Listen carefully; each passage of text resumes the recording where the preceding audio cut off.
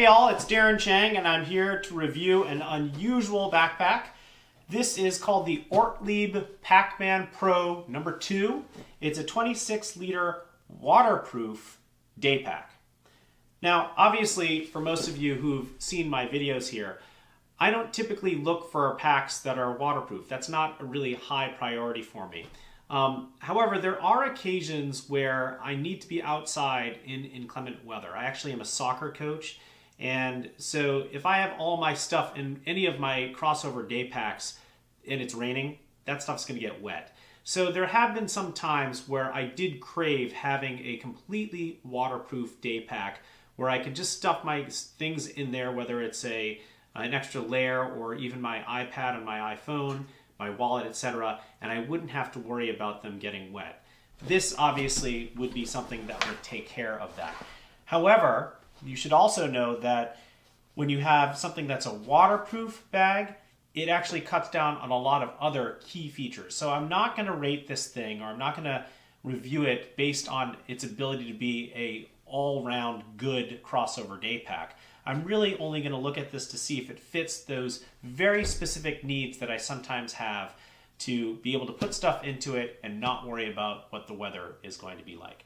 So let me give us I'll give you all a brief tour around this bag, and this might be something that you're interested in. If it is, stay with me.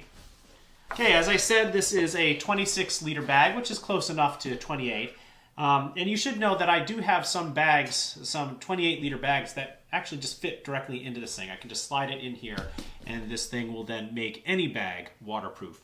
But imagine that weren't the case. If I wanted to use this thing as a standalone bag, so what does it have to offer? Could it actually get away with being a standalone bag for me? I will tell you right off the front, no, it's not going to. There's no chance, because it just doesn't have the compartments that I need. But in a pinch, it's going to work. So let's take a look at the front here. You can see there are two different pockets here. I have one pocket up front here, and you can see the panel that this covers. I'm going to just sort of delineate it with my finger here, this whole panel here. It's not huge, but it could easily fit your wallet if you want to put it in there, or your cell phone. The only thing I will warn you about is that this pocket here in the front is not waterproof. The only things that are going to stay completely dry are things that are in the main compartment. Anything on the outside isn't going to be able to stay dry. They don't pretend that it's going to. They say right away, even in all their advertising, that this is not a waterproof pocket out here.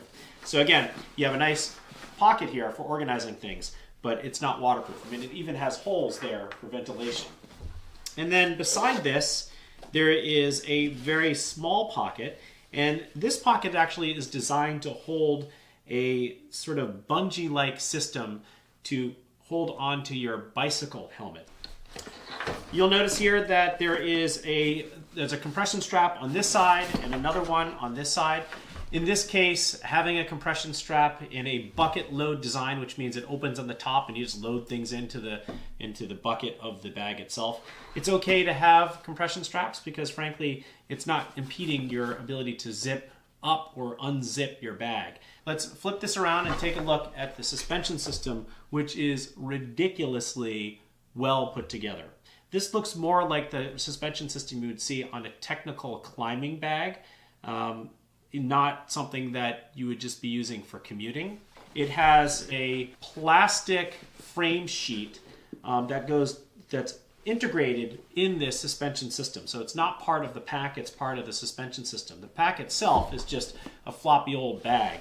And you can see here that there's a legitimate waist belt. It's almost hip belty in terms of how robust it is. It's a good 1.5 inch piece of webbing. It has some wings here to make it a little bit more stable for you.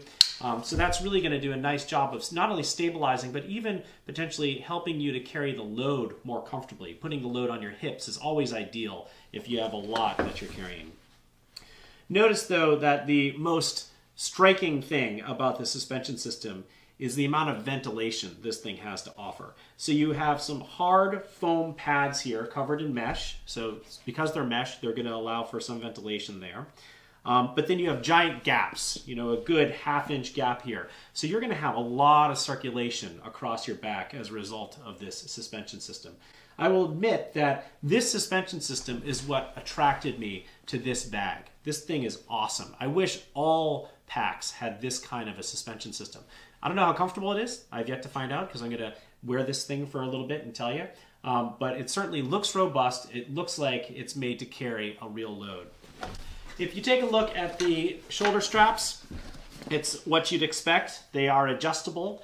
Not a heck of a lot of padding here. That's interesting. So very thin and almost non-existent padding, but they are meshed back to allow for ventilation.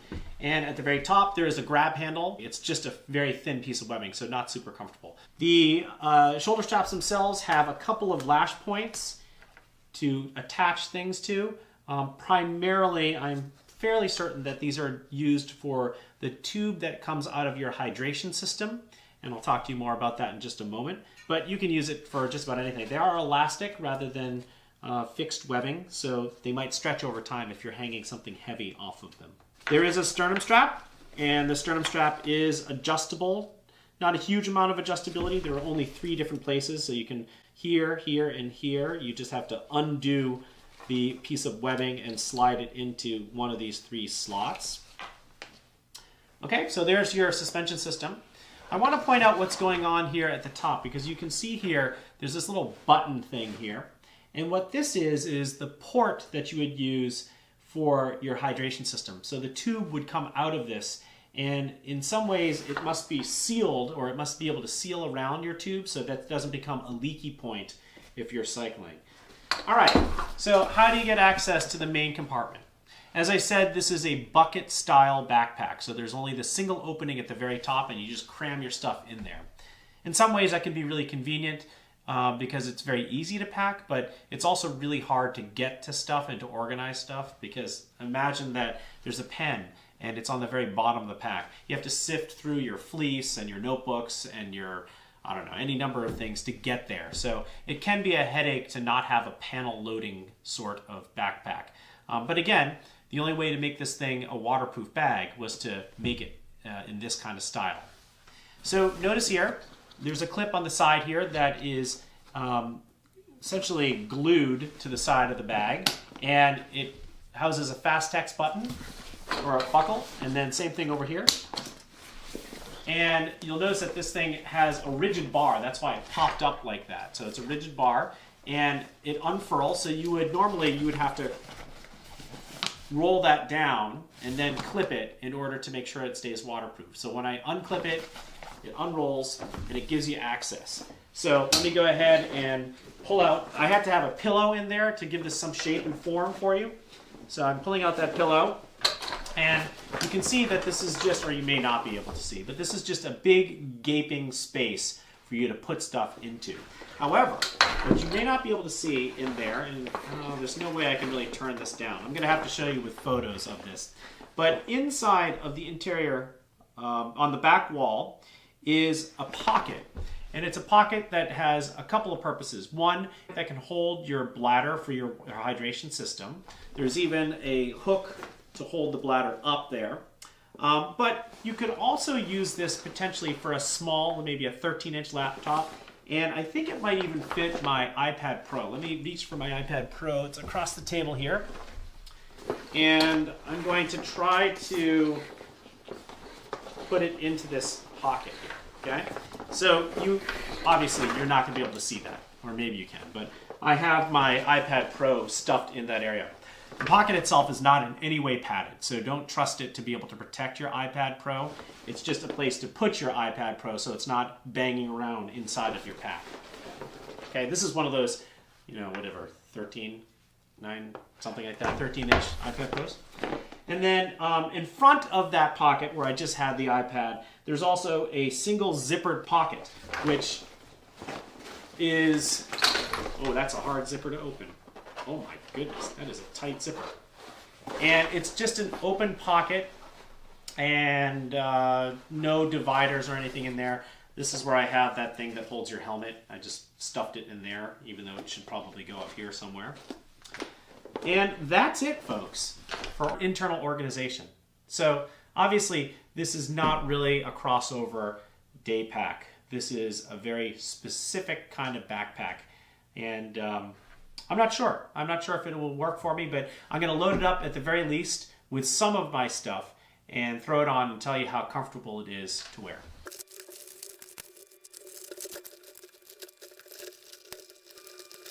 All right, so I just filled it up. It does stand on its own. The one thing you should know is that I really did pare down things here. So let's say I'm going to coach a soccer game. I'm not going to have a lot of stuff in here. I'm going to have my cell phone, my iPad Pro, maybe a small first aid kit, water bottle, those kinds of things. Not a lot in here. So I'm not demanding a lot of this pack in terms of its volume. I'm certainly not going to try to fit a laptop into this bag. And so given that, it fits my stuff pretty nicely. And I could also imagine, I haven't even done so, but I could imagine sticking in like a fleece top here, a layer, and it would fit without too much trouble there. I will tell you that I was a little disappointed with how difficult it is to work these buckles here. They're certainly easy enough, I suppose, to unclip, but you really do have to. It's a two-handed job, which is unfortunate. It feels like it's missing some sort of, handle in order to hold this, but it's really fussy and hard to open up this clip, and it's even worse to actually put it into place. I thought it would just slide right in there, but you really need to grab some part of the pack. Like I have to just grip a whole bunch of this pack to clip it in here. And even when I do that, it is super tight. I mean, I need to really make sure I'm aiming true and putting it in there. So it's not the greatest. I'm not sure why it's so hard to work with this, but it just is. The buckles aren't as easy to use as I would have hoped. So kind of a pain. And that would be, I don't know if I can deal with that. It is a pain to have to deal with something that you have to roll over before you clip it together. That's the only way they can make it waterproof, so I don't know why I'm whining about that. It's a little silly, but it's kind of a pain. Let me go ahead and throw it on and tell you how comfortable it is to carry the stuff that I have in it. Okay, so let me go ahead and clip the sternum strap on there and make a couple adjustments here, make sure it's right. All right, so here it is on my back. I just clipped the waist belt as well. There's on the side. It's nice low profile. It doesn't get in my way. All right. I do love having this kind of a waist belt. I mean, it's not doing a whole lot right now because I'm carrying so little, but it is nice to be able to stabilize. And this bag's going nowhere. Let me just unclip the waist belt so I can get a better sense of how well the shoulder straps are cut and designed. They feel totally fine. Again, there's not a lot of cushioning there, but it is a small pack. You're not going to carry a lot, so maybe it doesn't need that kind of cushioning. You can definitely feel those foam pieces on your back as individual little islands on your back. I don't think that would bother me too much. In fact, it's interesting, in this lower back area, I don't think the bag is touching me because the lowest part of the bag is pushing it off my back. But certainly, it definitely feels pretty airy. I mean, obviously there's a lot of circulation here because the bag doesn't wrap around you. The stiff sort of plastic frame sheet that exists allows it to just sort of stand away from you, which is really nice. So it's pretty comfortable.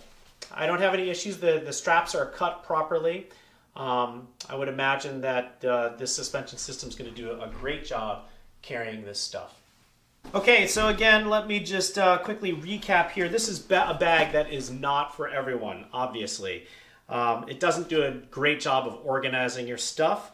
I don't even know yet if it's actually truly waterproof, although they make that claim, and it would be silly if they made that claim and it wasn't the case. And I do think it's a little bit of a headache to deal with these buckles, the way that they're set up here. And obviously, you have to deal with a roll top issue here. But clearly, this is a really nicely made bag. And I mean, these things aren't cheap. Given what they are, they're certainly not cheap. But it is nicely put together and well thought out. Really, the only headache I think I would say would hold me back is the buckle system here. And it maybe would be nice to have a larger front pocket up here with perhaps a little bit more organization. So there you go, folks.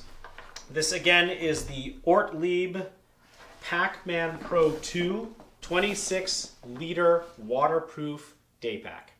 Hope this was helpful.